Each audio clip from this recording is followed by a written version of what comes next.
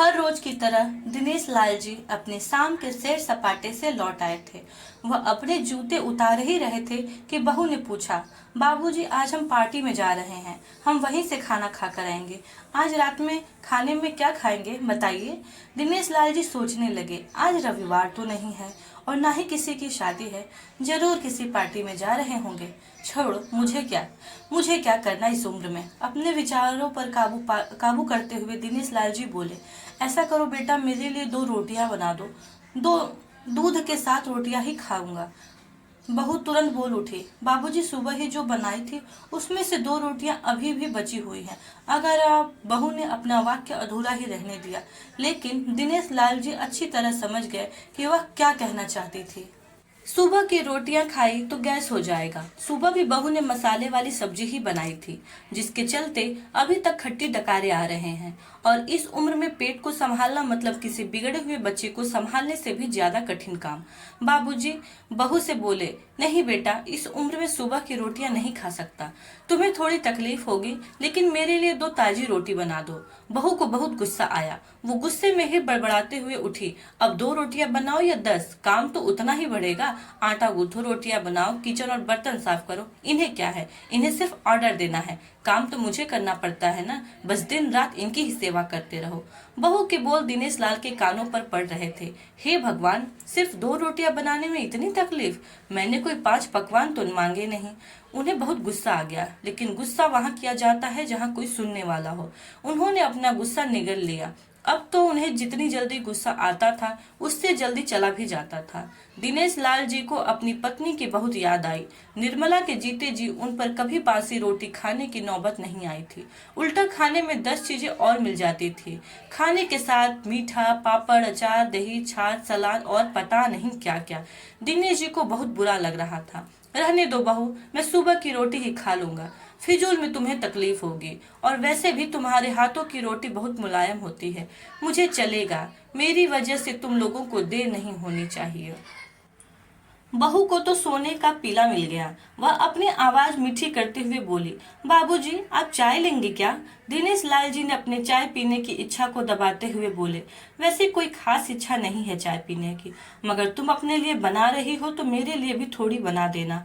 हाँ बाबूजी, मैं अपने लिए बनाने वाली हूँ, आपके लिए भी बना देती हूँ, बोलकर बहू रसोई घर के अंदर चली गई। दिनेश लाल जी खुद से ही बातें करने लगे, अभी तो लाखों की जायदाद है मेरे पास, यह घर भी मेरे नाम पर है और खाते में भी लाखों रुपए पड़े हैं। कभी बेटा विषय निकालता है तो मैं बोलकर टाल देता हूँ कि मेरे बाद तो तेरा ही है सब कुछ, और फिर भी 1 कप चाय और 2 ताजी रोटियों के लिए तरसना पड़ता हो तो उन बूढ़ों का क्या होगा जिनके पास संपत्ति के नाम पर भी सिवा पुरानी यादों के कुछ भी नहीं होता। निर्मला की याद करके दिनेश लाल की आंखों में आंसू चमकने लगे और धीरे धीरे गालों पर सरकने लगे। निर्मला के होते हुए उन्हें घर का कोई भी काम नहीं किया। आर्थिक जवाबदारियों के अलावा उनकी और कोई जवाबदारी नहीं थी। उनके व्यापार ने भी उन्हें अच्छा साथ दिया था। वह भी निर्मला से बहुत प्यार करते थे, लेकिन कभी जता नहीं पाए। वह यह सच्चे दिल से मानते थे कि निर्मला उनकी किसी पूर्व जन्मों के पुण्य का फल है, लेकिन जिंदगी की भाग दौड़ में वह निर्मला के मन की इच्छाएं पूरी ना कर सके। उन्हें वैष्णो देवी जाना था, लेकिन हर बार यह यात्रा अगले साल के लिए पोस्टपोन हो जाती। घर बार और संसार की जिम्मेदारियां संभालते संभालते कब उनकी इच्छाएं उन्हीं के साथ चली गईं, पता ही नहीं चला। दिनेश लाल जी ने देखा, उनके पोता और पोती दोनों ही स्कूल से आ गए थे। दोनों ने अपना बस्ता सोफे पर फेंका और दादाजी की तरफ दौड़कर उनसे गले लगाते हुए कहने लगे, चलिए ना दादाजी, खेलने चलते हैं। यही निस्वार्थ प्रेम के कुछ पल थे जिनमें दिनेश लाल जी भी बच्चों के साथ बच्चे बन जाते थे और सारे अपने दुखों और यादें भूल जाते थे। वह कुछ बोल पाते उससे पहले ही बहू ने कहा, चलो छोड़ो दादाजी को, हम पार्टी में जाना है, जल्दी से आकर तैयार हो जाओ, पापा भी आते ही होंगे। दोनों ही बच्चे दादाजी को छोड़कर मम्मी की तरफ भागे। उनकी पोती 7 साल की थी और पोता 5 साल का था। दिनेश लाल जी अपनी सोच में डूबे हुए बालकनी की तरफ गए। बालकनी में धीमी ठंडी पवन उनका स्वागत किया। बहू उनके लिए चाय बनाकर ले आई। बालकनी में रखी अपनी कुर्सी पर बैठकर दिनेश लाल जी घुट घुट कर चाय पी रहे थे। पी क्या रहे थे, निगल रहे थे, क्योंकि चाय के नाम पर सिर्फ कम शक्कर वाला गर्म पानी था, न इलायची ना ही अदरक। दिनेश लाल जी मन ही मन सोचने लगे, बहू के जाने के बाद आज खुद अपने हाथों से चाय बनाऊंगा। इलायची, अदरक और थोड़ी सी ज्यादा शक्कर डालकर उसके साथ रोटियां खा लूंगा। रोटियां खाऊंगा। रोटियों की याद आते ही उनका मुंह फिर खट्टा हो गया। चाय खत्म होने पर खाली कप लेकर चाय वह किचन में रखने गए तो वहां देखा कि बहू और बच्चों के कप धो के रखे हुए हैं। उन्होंने अपना कप धोकर रख दिया और अपनी डायरी लेकर बालकनी में आ गए। बालकनी में बैठे बैठे उनकी नजर सूखी हुई तुलसी के पौधे पर गई। उन्होंने एक लोटा पानी लाकर उसमें डाल दिया। कुछ मिनटों बाद ध्यान से देखने पर उन्हें पता चला कि सूखे हुए तुलसी के पौधे में नई कोपले जैसे मुस्कुरा रही हों। उन्हें याद आया कि निर्मला हर सुबह सुबह तुलसी को पानी और शाम को दिया दिखाती थी। अब तो शाम को न तुलसी को न ही भगवान के मंदिर में दिया जलता है। पता नहीं कितने संस्कार, इतनी अच्छी आदतें निर्मला अपने साथ ले गई। दिनेश लाल आसमान की तरफ देखकर बोले, निर्मला, मुझे और इस घर को अभी तुम्हारी जरूरत थी। तुम क्यों हमें छोड़कर चली गई? तुमने मुझे धोखा दिया। तुमने हमेशा साथ रहने का वचन तोड़ दिया। तुम मुझे अकेला छोड़कर चली गई। दिनेश लाल की आंखें भर आईं। पापा, इतनी ठंडी हवाएं बह रही हैं और आप हैं कि बालकनी में बैठे हैं। अंदर आ जाइए, नहीं तो बीमार हो जाएंगे। बेटे ने दिनेश लाल जी से कहा। बेटा, बहू और पोता पोती सब तैयार होकर पार्टी के लिए निकल रहे थे।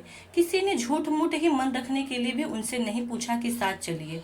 बाबा, अब खाना खाकर जल्दी सो जाइएगा, हमें आने में जरा देर हो जाएगी।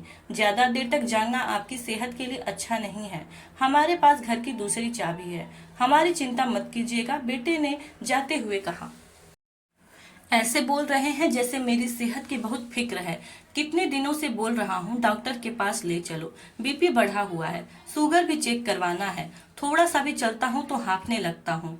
बेटा कहता है कि बुढ़ापे में ये सब तो होता ही है, ज्यादा भ्रम मत पालिए। वाह बेटा, बूढ़े बाप के पास बैठने के लिए थोड़ा सा भी टाइम नहीं है तेरे पास, और पार्टी के लिए टाइम ही टाइम है। ऐसे अनगिनत विचार उनके दिमाग में चल रहे थे, लेकिन फिर भी उन्होंने हाँ में सिर हिलाया। सभी पार्टी में चले गए। दिनेश लाल जी हॉल में रखे कुर्सी पर आकर बैठे। खाना खाने का भी कोई इच्छा नहीं था, इसलिए टीवी चालू की। आज वैलेंटाइन डे था, प्यार का दिन, इसलिए टीवी पर भी उसी के बारे में दिखा रहे थे।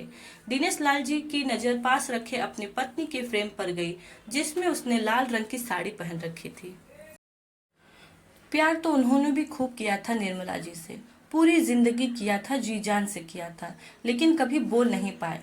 टीवी पर दिखा रहे थे, लोगों ने लाल कपड़े पहन रखे हैं, हाथों में लाल फूलों के गुच्छे लेकर वह ग्रीटिंग कार्ड्स की खरीदी कर रहे थे। पता नहीं दिनेश लाल जी के मन में क्या आया। उन्होंने अपने पैसों का बंटवा लिया और निकल पड़े। निर्मला जी की याद में चलते चलते वो एक आइसक्रीम पार्लर के पास पहुंचे। उनको श्वास चढ़ गया था, उनके सांसों की गति तेज हो गई थी। आइसक्रीम पार्लर के पास एक कुर्सी पर वह आकर बैठे। तभी वहां एक छोटी बच्ची आई जो गुब्बारे बेच रही थी। बच्ची बोली, दादाजी, गुब्बारे लोगे क्या? इतने ही बचे हैं, बिक जाएंगे तो जल्दी घर चली जाऊंगी। दिनेश लाल जी ने देखा 10-12 रंग बिरंगे गुब्बारे थे। उन्हें याद आया कि निर्मला जी को भी गुब्बारे बहुत पसंद थे, लेकिन अब गुब्बारे लेकर क्या करूं? उन्हें बच्ची की आंखों में सच्चाई और आशा दिखी। उन्होंने 200 रुपए दिए और सारे गुब्बारे खरीद लिए।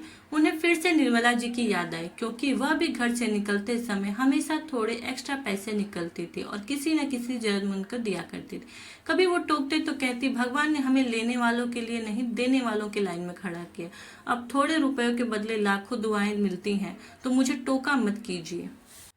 आंखों में आंसुओं के साथ दिनेश लाल जी खड़े हुए, रास्तों के बीचों बीच आए। उन्होंने आसमान की तरफ देखा, अपने हाथों में पकड़े गुब्बारे आसमान में छोड़ दिए और चिल्लाकर बोले, निर्मला, मैं तुमसे प्यार करता हूँ।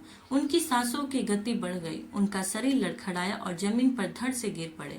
आसपास के लोगों को कुछ भी पता चल पाए उससे पहले ही दिनेश लाल जी ने इस मोह माया की दुनिया को अलविदा कह दिया। उन्हें अपनी पत्नी से मिलने की बहुत जल्दी जो थी। तो दोस्तों, आज की कहानी अगर आपको अच्छी लगी हो तो प्लीज़ मेरे वीडियो को लाइक करिए, चैनल को सब्सक्राइब करिए। Thank you.